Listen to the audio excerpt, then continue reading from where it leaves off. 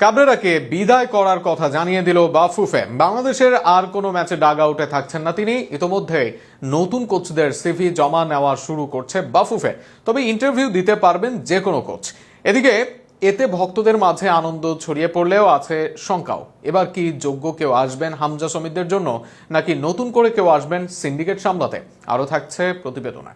বাংলাদেশ জাতীয় ফুটবল দলে পরিবর্তনের হাওয়া বইতে যাচ্ছে। স্প্যানিশ কোচ হ্যাভিয়ার কাব্রেরার সঙ্গে চুক্তি শেষ হচ্ছে আগামী 30 এপ্রিল, অর্থাৎ এই মাসের শেষেই তার বিদায়ের সম্ভাবনাও জোরালো হচ্ছে। 4 বছরের বেশি সময় ধরে দলের দায়িত্বে থাকলেও প্রত্যাশিত সাফল্য এনে দিতে না পারায় তার সঙ্গে নতুন করে চুক্তি না করার দিকে ঝুঁকছে বাংলাদেশ ফুটবল ফেডারেশন।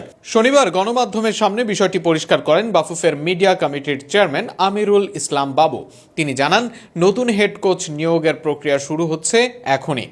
দেশি বিদেশি আগ্রহী প্রার্থীদের কাছ থেকে সিভি গ্রহণ করা হবে এবং একটি প্রতিযোগিতামূলক প্রক্রিয়ার মাধ্যমেই চূড়ান্ত কোচ নির্বাচন করা হবে।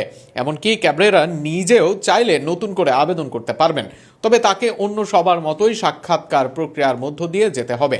2022 সালের জানুয়ারিতে দায়িত্ব নেওয়ার পর ক্যাবরেরার অধীনে বাংলাদেশ দল শুরুতে কিছু ইতিবাচক পারফরমেন্স দেখায়, তবে সময়ের সঙ্গে সঙ্গে সেই ধারাবাহিকতা ধরে রাখতে পারেনি দল।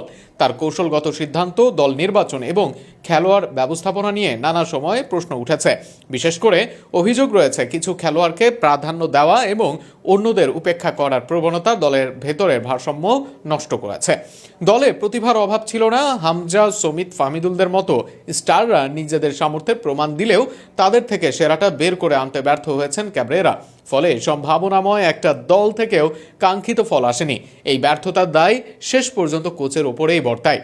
এখন সবার চোখ নতুন কোচের দিকে। বাফুফে যদি সঠিক ও যোগ্য একজন কোচ নির্বাচন করতে পারে, তাহলে এই প্রতিভাবান প্রজন্মকে ঘিরে নতুন করে স্বপ্ন দেখার সুযোগ তৈরি হবে।